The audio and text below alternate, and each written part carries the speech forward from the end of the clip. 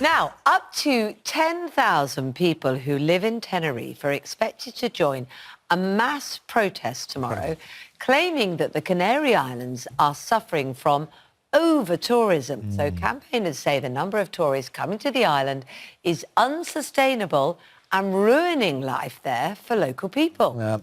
Let's speak to Nick Dixon, who's there. Nick, there'll be people watching this morning. They've booked their holidays. They are going to Tenerife. They go there every year. They contribute to that economy. Maybe they've never been before, and I don't know whether they should be. Well, absolutely. We heard last year that just UK tourists alone contributed £6 billion to the Tenerife economy. Some will say it's a bit of a cheek blaming them when they're really probably helping the area, aren't they? Of course they are.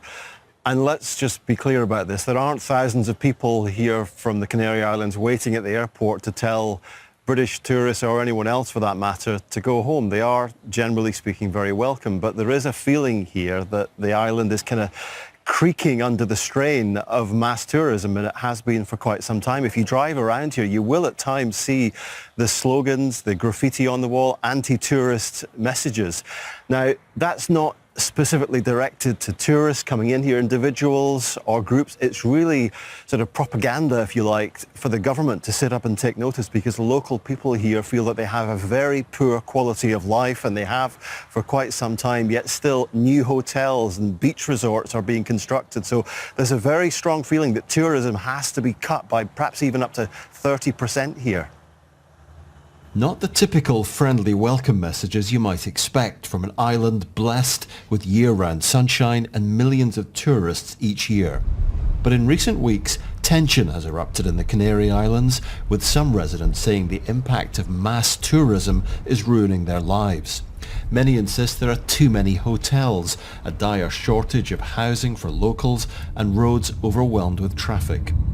And these people here are part of an activist group on hunger strike at the moment over the construction of another hotel and beach resort on the island. There's no anger against tourists or tourism. There is a lot of anger against mass tourism, and the mass tourism has caused problems for almost every part of life for every person who lives on this island.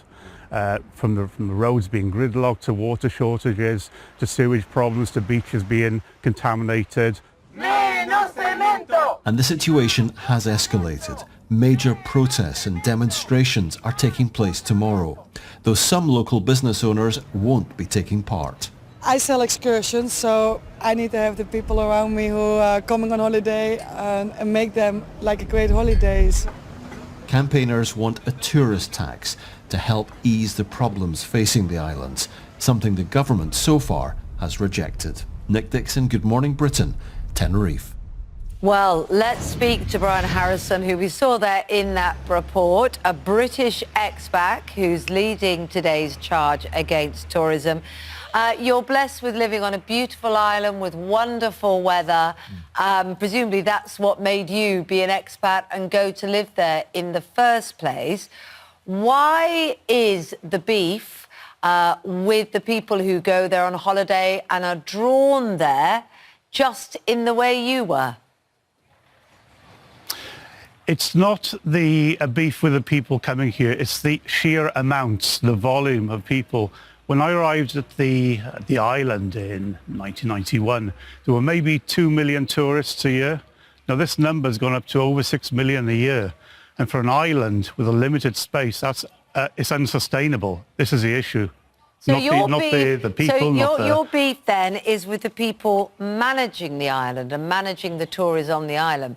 The trouble is that if something like a tourist tax is imposed, or indeed, people just arrive and see the graffiti or hear about this protest, it's not going to be a very nice place for them to go. They may have already booked their holidays, saved up all year to be able to go on holiday, and the impact will be on them when really you want the people to develop the island, don't you?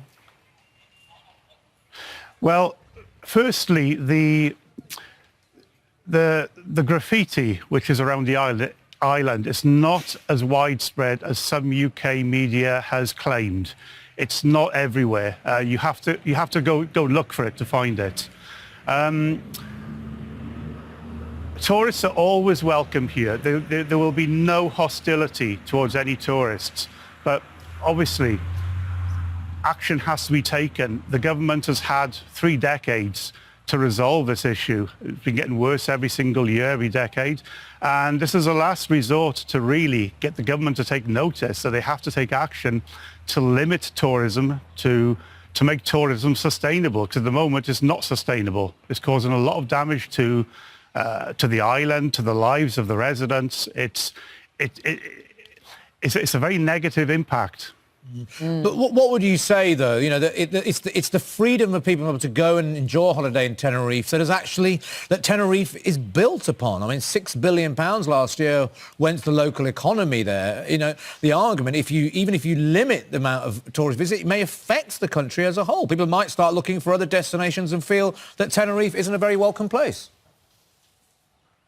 There's no economical model which proves that limiting tourism and increasing the quality of tourism has a negative impact. On the contrary, a lot of places, destinations such as Mallorca, Barcelona, other places around Europe, they all apply a tourist tax, and there's no negative impact at all, economic or otherwise.